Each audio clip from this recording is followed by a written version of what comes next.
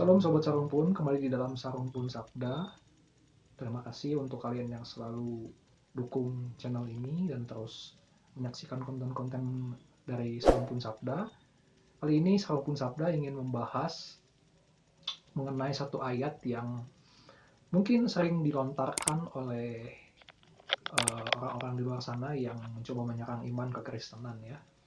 Yaitu satu ayat yang terambil dari Markus pasal yang ke-16, ayat 16 sampai dengan 18, begini bunyinya, siapa yang percaya dan dibaptis akan diselamatkan, tetapi siapa yang tidak percaya akan dihukum. Tanda-tanda ini akan menyertai orang-orang yang percaya, mereka akan mengusir setan-setan demi namaku, mereka akan berbicara dalam bahasa-bahasa yang baru bagi mereka akan memegang ular dan sekalipun mereka meminum racun maut, mereka tidak akan mendapat celaka, mereka akan meletakkan tangannya atas orang sakit dan orang itu akan sembuh.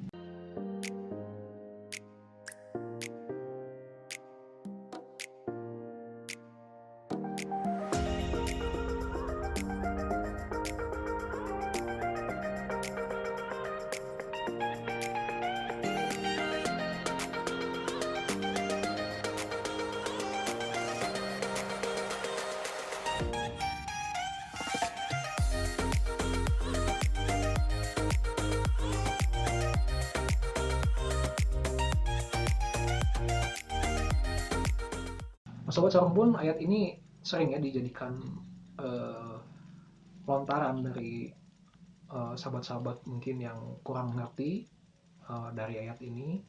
Mungkin ada yang pernah dari antara kalian yang juga pernah dipertanyakan ya imannya. Kalau kamu orang Kristen, coba kamu minum gitu ya racun itu. Karena di sana di ayat ke-18 mereka akan memegang ular dan sekalipun mereka minum racun maut, mereka tidak akan mendapat celaka. Nah, coba kalian misalkan ada yang bilang kan, kalau kalian orang Kristen cobalah minum gitu ya racun itu gitu. Nah ini kalau anda di posisi seperti itu ya sobat Sarumpun, kalian semua, apa yang akan coba kalian jawab gitu ya.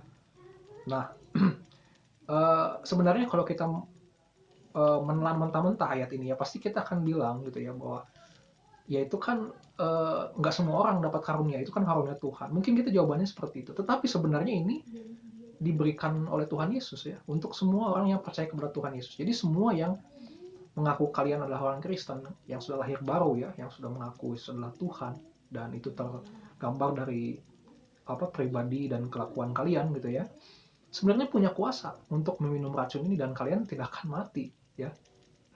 Dan ini benar, ayat ini benar-benar nyata, bukan bullshit, bukan omongan doang gitu ya.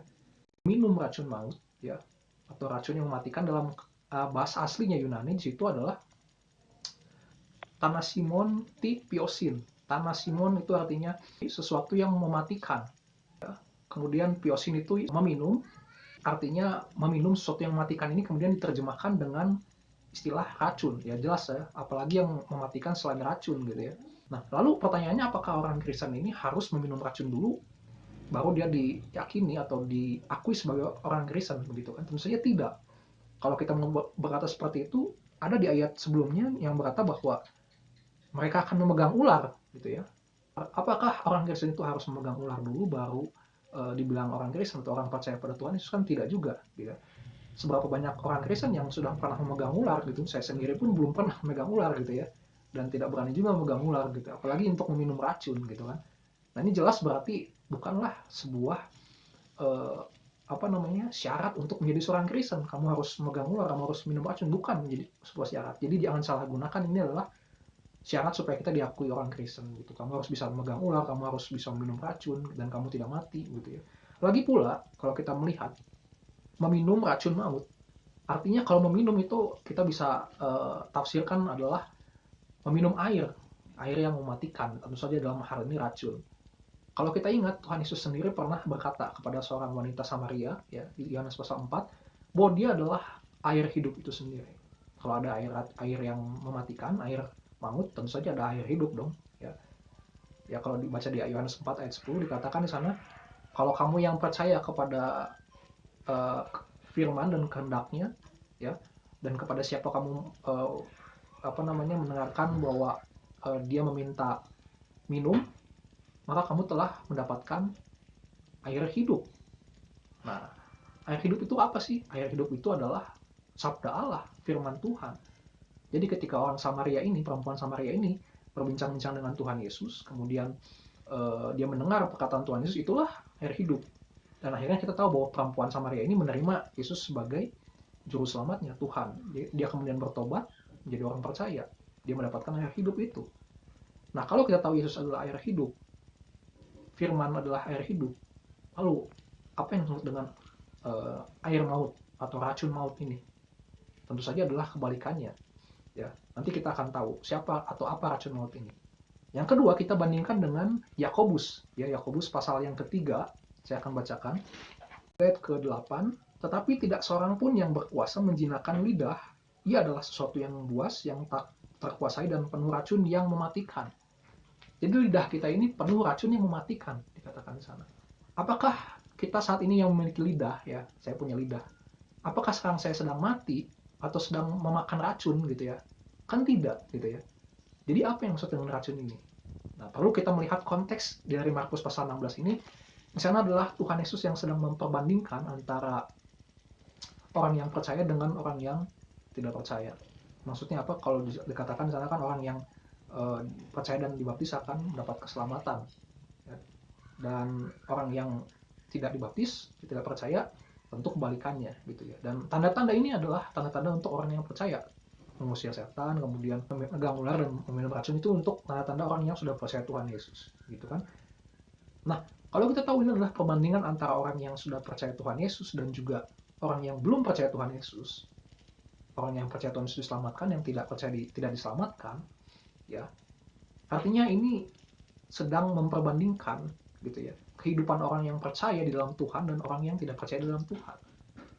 Kalau orang yang percaya di dalam Tuhan, dia mau minum racun itu pun dia tetap bisa, tidak akan mati, tetap bisa selamat. Tetapi orang yang tidak percaya Tuhan Yesus, yang tidak dibaptis, itu tidak akan selamat ketika minum racun ini. Ya. Nah, kalau kita kaitkan di dalam Yakobus tadi, ya, racun yang ada dalam lidah kita, dikatakan sana adalah lidah itu begitu sulit dikendalikan gitu kan. Nah, ini artinya bukan racun dalam artian misalkan baygon gitu ya, racun tikus. Apakah racun-racun seperti itu atau sianida gitu yang sekali tenggak mungkin kita langsung istiad begitu kan ya. Nah, lalu apa yang maksud dengan racun di sini? Ya, sobat Sarombun, racun di sini gitu ya, sobat Sarombun, adalah kebalikan dari firman Tuhan. Ya. Dan itu menyangkut tentang keselamatan. Orang yang sudah dibaptis, yang percaya Tuhan Yesus, itu selamat. Sedangkan yang tidak dibaptis itu tidak akan selamat. Apa itu? Kita tahu musuh daripada firman Tuhan, musuh daripada rencana Tuhan adalah si iblis, si ular tadi. Nah, jangan lupa di sana ada kata ular ya. Ular ini sering dikaitkan dengan kejahatan, dengan si jahat. Kejadian pasal 3 kita tahu ada si ular di sana yang menggoda Adam dan Hawa. Kemudian si ular tua nanti diwahyu juga keluar kembali. Kemudian Tuhan Yesus sering menggunakan perumpamaan ular beludak begitu ya, itu untuk menggambarkan kejahatan, sifat jahat manusia. Jadi artinya ya, racun di sini adalah sesuatu yang bertentangan dengan firman Tuhan yang dapat mematikan. Mematikan apa? Keselamatan kita berarti tentang roh jiwa kita. Ya, orang yang selamat, orang yang percaya kepada Tuhan Yesus itu akan hidup selama-lamanya, kekal di surga. Sedangkan yang tidak selamat akan mendapatkan kematian di dalam neraka, kematian rohnya, jiwanya, bukan hanya tubuhnya begitu ya. Nah, jadi yang maksud dengan racun sini adalah tentu saja kuasa iblis, kuasa setan yang mau mencoba melawan kuasa Tuhan. Nah, kalau kita tahu di dalam racun sendiri sebenarnya ada senyawa kan ya, sianida misalkan, ada senyawa tertentu, senyawa kimia, ya, dan racun-racun yang lain juga punya senyawa. Nah, racun yang mematikan juga punya senyawa, jangan lupa. Ya, apa senyawanya? Tentu saja dosa. Ya, dosa adalah senyawa di dalam racun itu sendiri. Makanya dikatakan di Yakobus 3 ayat ke-8 tadi, di dalam lidah kita terkandung sebenarnya racun yang mematikan. Kenapa? Ada dosa-dosa yang ada dalam lidah kita. Apa dosa? Misalkan dosa ngomongin orang gitu ya. Dosa misalkan ngejek orang, mengatai orang, itu dosa. Bahaya kalau kita tidak mengendalikan lidah kita. Ya. Dan begitupun orang Kristen yang sudah percaya dengan Tuhan Yesus sungguh-sungguh, dikatakan dia bisa minum racun itu, ya. dan dia tidak akan mati, artinya apa? Dia bisa meminum dosa-dosa yang sudah ada dalam dirinya, ya, dirinya. Ketika dia belum bertobat, ketika dia belum percaya, dia bisa meminum semua dosa-dosanya, dia bisa menghabiskan semua dosa-dosanya. Tapi bukan karena kehebatan dia, tetapi karena akibat percaya dan dibaptis dalam nama Tuhan Yesus. Itulah yang menyelamatkan dia, yang bisa memampukan dia untuk meminum racun itu, meminum dosa-dosanya, ya, menghabiskan dosa-dosanya, dan dia tidak akan mati di dalam dosa-dosa itu, ya, tidak akan mati di dalam kuasa tuh iblis. Sebaliknya dia akan hidup karena kuasa Tuhan. Ya, nah jadi kesimpulannya adalah ini bukan berbicara tentang racun seperti baygon, racun tikus dan lain sebagainya. Jadi kalau ada sobat shalom pun yang ditantang oleh ya siapapun itu ya gitu, saya tidak menyebutkan agama atau apapun, tapi kalau ada yang dari kalian ditantang gitu ya, coba kalau kalian memang orang Kristen, minumlah racun itu gitu kan, buktikan itu, orang itu memang benar-benar harus memahami konteks gitu ya, karena kalau kita paham ternyata racun sini bukanlah racun fisik ya, tapi ini racun yang dapat mematikan bukan hanya tubuh tetapi jiwa dan roh gitu. Makanya firman Tuhan katakan, takutlah kepada siapa yang dapat membinasakan baik tubuh dan jiwa ya. Nah, ini adalah racun yang paling mematikan. Kalau hanya racun biasa kita minum, mungkin kita mati tubuh. Mungkin misalkan saya diracun, kasih racun, saya sudah percaya Tuhan Yesus, kan saya tetap, tubuh saya memang mati, tapi kan jiwa dan roh saya nggak diselamatkan. Tetapi yang bahaya, sudah saya tidak percaya Tuhan Yesus, saya minum racun juga, itu kan double lagi gitu ya. Nah itulah racun yang paling mematikan, yaitu racun maut, dosa-dosa kita yang ada dalam tubuh kita. Nah, sebesar pun kiranya ini boleh memberkati kita, mencerahkan kita, membuat kita bisa berdiskusi dengan orang-orang, menjawab pertanyaan mereka, dan bahkan mengcounter ya pertanyaan mereka untuk boleh membawa mereka kepada Kristus. Tetap semangat untuk mempelajari firman Tuhan. Sabda Allah ini adalah satu-satunya kebenaran, dan biarlah kalau kita ingin berdiskusi, berdiskusilah dengan santun dan bukan dengan cara menjelek-jelekan atau menjatuhkan agama tertentu. Tuhan memberkati kita. Ini sama saja dengan misalkan saya ambil dari kepercayaan saudara kita, yaitu umat muslim ya. Misalnya kalau kita baca di dalam Al-Imran ayat yang 106-107 ya. Di sana Allah dalam Quran itu membedakan antara orang yang bertakwa kepadanya dan juga tidak bertakwa, ya, akan mendapat muka yang hitam gitu ya. Maksudnya mukanya akan berubah menjadi warna hitam, dan kemudian mereka akan disebut mendapatkan azab atau hukuman ya dari Allah di dalam Quran. Tetapi orang yang percaya, yang bertakwa gitu ya kepada Allah, maka dia akan wajahnya menjadi putih bersinar gitu ya, karena juga dia mendapatkan rahmat Allah dikatakan di situ. Nah, coba kalau kalian baca di dalam Al-Imran ayat 107 itu, di situ orang yang wajahnya putih berseri gitu ya mukanya, dia adalah termasuk orang yang nanti mendapat rahmat Tuhan, mendapat rahmat Allah.